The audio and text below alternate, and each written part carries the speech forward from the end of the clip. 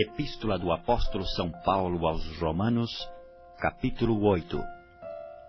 Portanto, agora, nenhuma condenação há para os que estão em Cristo Jesus, que não andam segundo a carne, mas segundo o Espírito. Porque a lei do Espírito de vida, em Cristo Jesus, me livrou da lei do pecado e da morte. Porquanto o que era impossível à lei, visto como estava enferma pela carne, Deus, enviando o seu Filho em semelhança da carne do pecado, pelo pecado condenou o pecado na carne, para que a justiça da lei se cumprisse em nós, que não andamos segundo a carne, mas segundo o Espírito. Porque os que são segundo a carne inclinam-se para as coisas da carne, mas os que são segundo o Espírito, para as coisas do Espírito. Porque a inclinação da carne é morte, mas a inclinação do Espírito é vida e paz. Porquanto a inclinação da carne é inimizade contra Deus, pois não é sujeita à lei de Deus, nem em verdade o pode ser. Portanto, os que estão na carne não podem agradar a Deus. Vós, porém, não estáis na carne, mas no Espírito, se é que o Espírito de Deus habita em vós. Mas se alguém não tem Espírito de Cristo, esse tal não é dele. E se Cristo está em vós, o corpo, na verdade, está morto por causa do pecado, mas o Espírito vive por causa da justiça. E se o Espírito daquele que dos mortos ressuscitou a Jesus habita em vós, aquele que dos mortos ressuscitou a Cristo também vivificará os vossos corpos mortais, pelo seu Espírito que em vós habita. De maneira que, irmãos, somos devedores, não a carne, para viver segundo a carne. Porque se viverdes segundo a carne, morrereis. Mas se pelo Espírito mortificardes as obras do corpo, vivereis. Porque todos os que são guiados pelo Espírito de Deus, esses são filhos de Deus.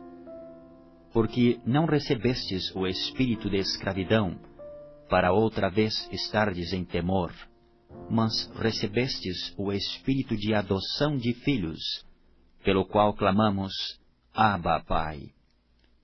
O mesmo Espírito testifica com o nosso Espírito que somos filhos de Deus.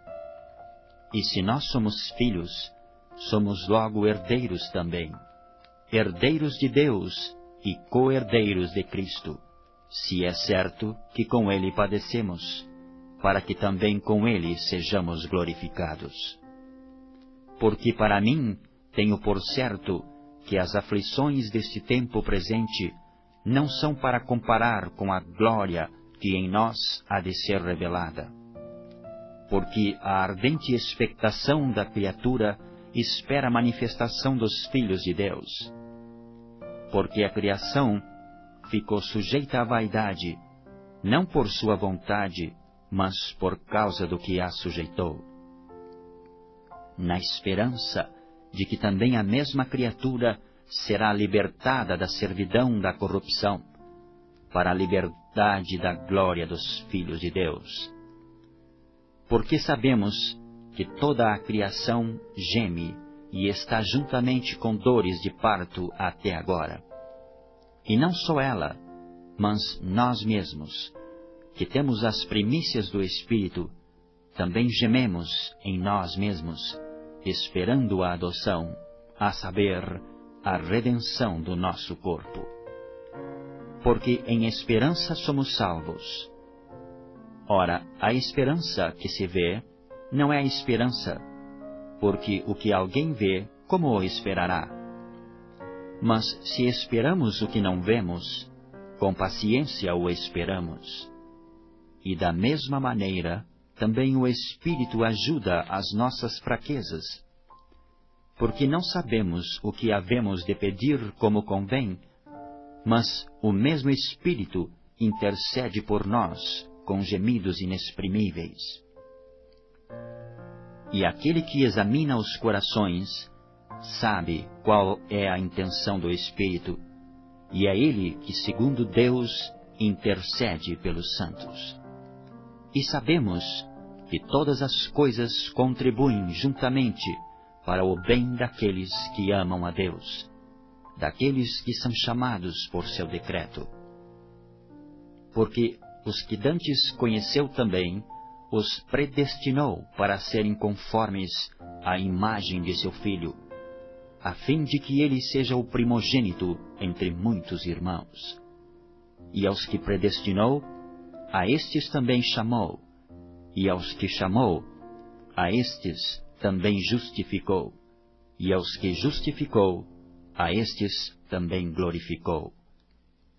Que diremos, pois, a estas coisas? Se Deus é por nós, quem será contra nós? Aquele que nem mesmo a seu próprio Filho poupou, antes o entregou por todos nós, como nos não dará também com ele todas as coisas?